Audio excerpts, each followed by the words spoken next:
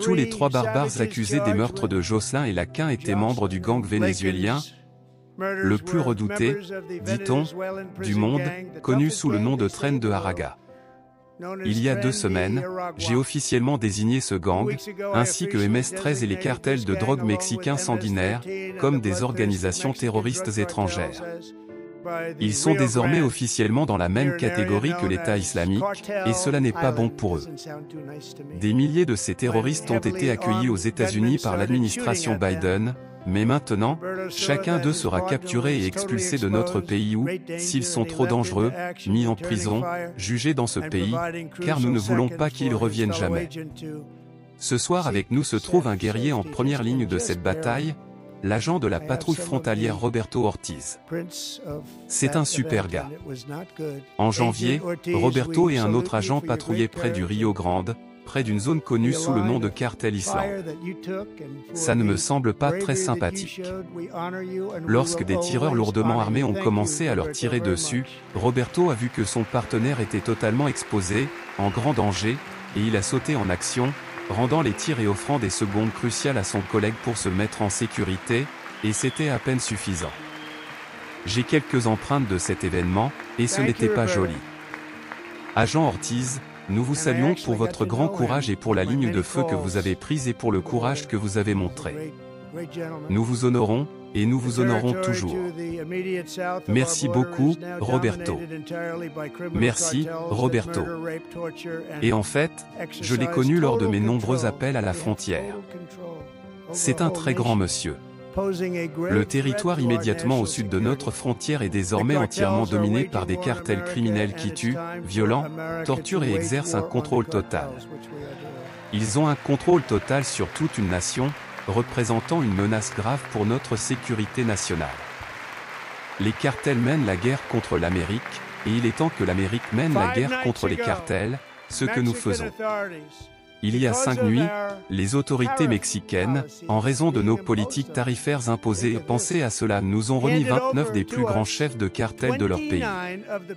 Cela n'est jamais arrivé auparavant. Ils veulent nous rendre heureux. C'est la première fois. Mais nous avons besoin que le Mexique et le Canada fassent bien plus que ce qu'ils ont fait, et ils doivent stopper l'entrée de fentanyl et de drogue aux États-Unis.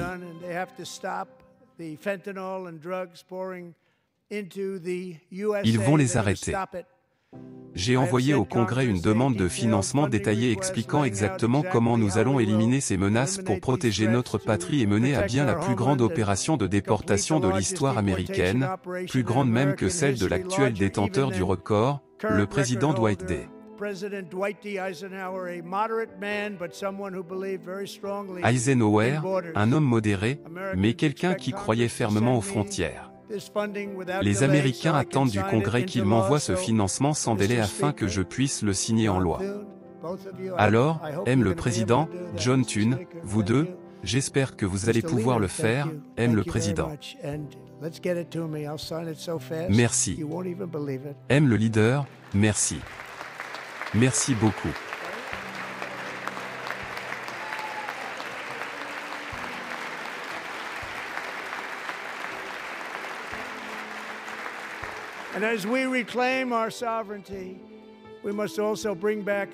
Et faisons-le arriver jusqu'à moi. Je le signerai si vite que vous n'en croirez pas vos yeux. Et alors que nous reprenons notre souveraineté, nous devons également ramener la loi et l'ordre dans nos villes et nos campagnes. Ces dernières années, notre système judiciaire a été bouleversé par des fous radicaux de gauche. De nombreuses juridictions ont pratiquement cessé d'appliquer la loi contre les délinquants récidivistes dangereux tout en utilisant la police contre des opposants politiques comme moi. Mon administration a agi rapidement et de manière décisive pour restaurer une justice équitable, égale et impartiale sous l'état de droit constitutionnel, en commençant par le FBI et le ministère de la Justice. Pam, bonne chance. Cash, où que tu sois, bonne chance. Bonne chance. Pam bon, bonne chance. C'est très important. Ils vont faire un excellent travail. Cash, merci. Merci, Cash. Ils ont déjà commencé très fort. Ils vont faire un travail fantastique. Vous serez très fiers d'eux. Nous donnons aussi, une fois de plus, à nos policiers le soutien, la protection et le respect qu'ils méritent tant. Ils doivent les obtenir. Ils ont un travail très difficile et dangereux, mais nous allons le rendre moins dangereux. Le problème est que les mauvais gars ne respectent pas la loi, mais ils commencent à la respecter, et ils la respecteront bientôt. Cela inclut également nos superbes pompiers à travers le pays. Nos pompiers et pompières sont des gens incroyables, et je ne les oublierai jamais. Et en plus de cela, ils ont voté pour moi en nombre record, donc je n'ai pas le choix.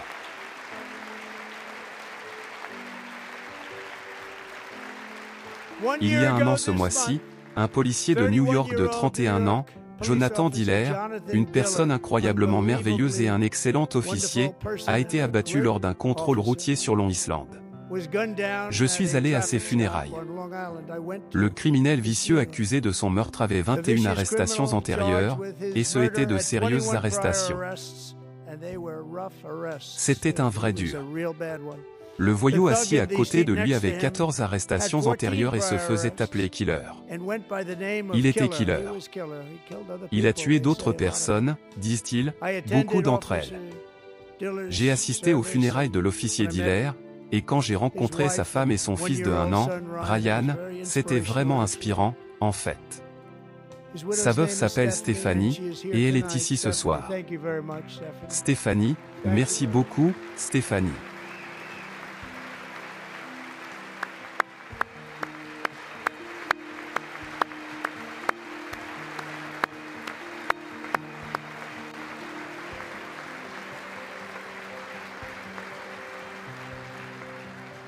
Merci beaucoup Stéphanie, nous allons nous assurer que Ryan sache que son père était un véritable héros. Les meilleurs de New York. Et nous allons sortir ces tueurs de sang-froid et récidivistes de nos rues, et nous allons le faire rapidement. Il faut stopper cela. Ils sortent avec 28 arrestations. Ils poussent les gens dans les trains de métro. Ils frappent les gens à l'arrière de la tête avec des battes de baseball. Il faut les faire sortir d'ici. J'ai déjà signé un décret exécutif imposant la peine de mort obligatoire pour toute personne qui tue un policier. Et ce soir, je demande au Congrès de faire de cette politique une loi permanente.